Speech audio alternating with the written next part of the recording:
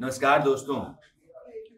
चुनाव आयोग ने उद्धव ठाकरे से कहा है कि शिवसेना अगर आपकी है, आपका उस पर दावा है, तो इस बाबत जितने भी सबूत आपके पास हैं वो दीजिए और आयोग के सामने पेश हो जाए। कल यानी कि शनिवार को उद्धव ठाकरे को शिवसेना उनकी है इस बाबत अपनी बात रखनी है, दस्तावेज रखने हैं, सबूत देने हैं।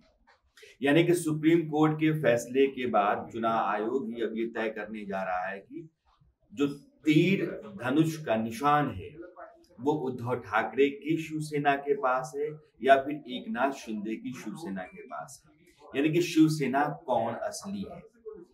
अब सुप्रीम कोर्ट में यह मामला पहले गया। हालांकि शिवसेना से जुड़े हुए जितने भी मामले हैं, उद्धव ठाकरे एकनाथ शिंदे गुट के बीच की लड़ाई के, मसलन मुख्यमंत्री बनाया जाना एकनाथ शिंदे को ही सरासर गलत था। स्पीकर जिनको हटाया गया वह भी अवैध था। स्पीकर जो बनाए गए वह भी असंवैधानिक रहा।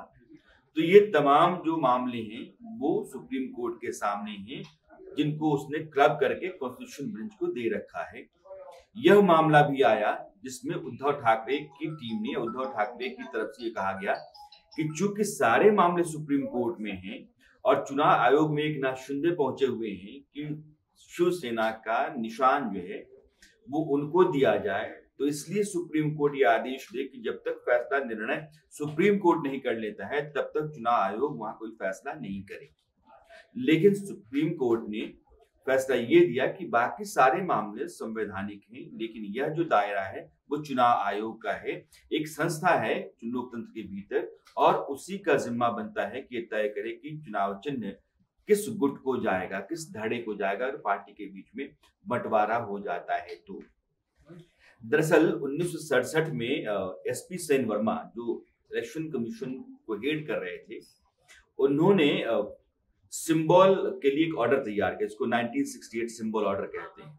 और उसमें यह कहा गया पैरा 15 में कि अगर किसी पार्टी के भीतर विवाद हो जाता है या उसका विलय होता है तो फिर कौन सा चुनाव चिन्ह किसको जाएगा, किस पार्टी को किस चुनाव चिन्ह के तौर पर जाना जाएगा, यह चुनाव आयोग ही तय करेगा। बाद में सुप्रीम कोर्ट ने इस पर मुहर भी लगा दी थी।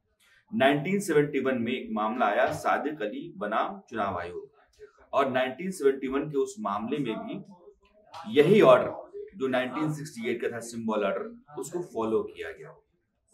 अब आप 2017 में आएंगे। अब उस सिलसिले को मैं आगे लेकर के आना चाहता हूं, यह बात समझाने या कहने से पहले कि चुनाव आयोग क्या कर सकता है।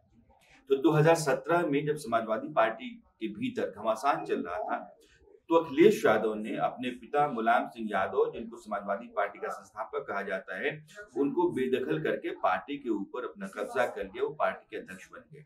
मामला चुनाव आयोग आया, उसमें शिवपाल यादव भी कूद गए।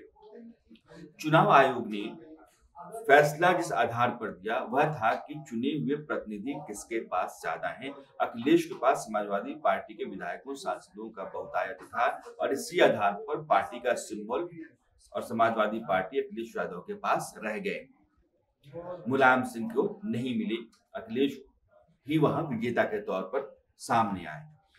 अब जो मसला सुप्रीम कोर्ट से होकर के चुनाव आयोग के पास है, चुनाव आयोग के पास पहले से चूंकि अर्जी जो है एकनाथ शिंदे की है, इसमें संगठन के भीतर संगठन की संपत्ति किसके पास कितनी है, संगठनिक ढांचा जो है उस ढांचे के भीतर कौन कहाँ है, यह तो तय होगा। लेकिन जो प्रतिनिधि हैं चुने हुए वो किसके पास कितने हैं, इसी आधार पर निर्णय चुनाव आयोग करेगा। अब शिवसेना के प्रतिनिधियों की संख्या आप देखिए, अगर आप 55 विधायक मानते हैं तो 55 विधायकों में से 40 से ज्यादा एकनाथ शिंदे के पास हैं।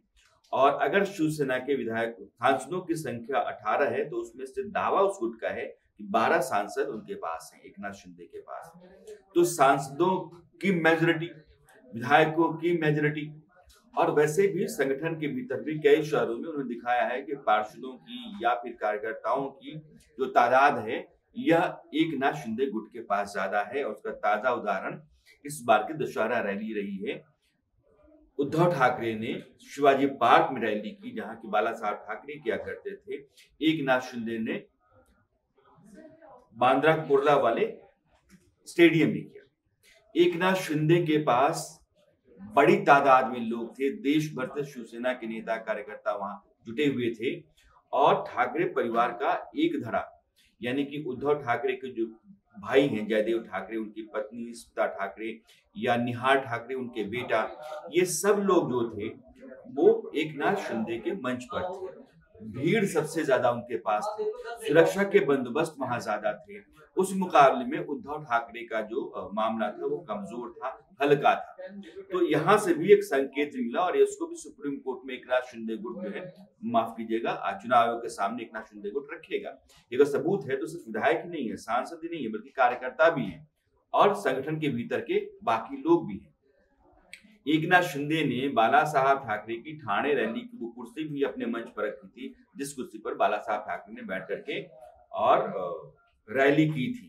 उसके साथ वो चंपा सिंह थापा जो उनके साथ रहा करते थे बाला साहब ठाकरे के साथ, उनको भी उस कुर्सी के पीछे खड़ा किया गया। यानी कि बाला साहब ठाकरे की पूरी विचारधारा को लेकर के, उनकी विरासत को लेकर के एकनाथ शिंदे और उनके साथ के लोग चल रहे हैं। यह साबित करने की कोशिश की गई और यह बताने की भी कोशिश की गई कि उद्धव ठाकरे ने राजनीति करने के लिए, सत्ता हथियाने के लिए उन्होंने बाला साहब ठाकरे की जो फिलॉसफी रही है, उनकी जो राजनीति रही है, उससे समझौता किया है, दगाबाजी की है, गद्दारी की है। अब चुनाव आयोग जब कल उद्धव ठाकरे से सबूत और साक्ष्य और उनकी पेशी मांगता है, तो देखना यह है कि उद्धव ठाकरे को रखता क्या है।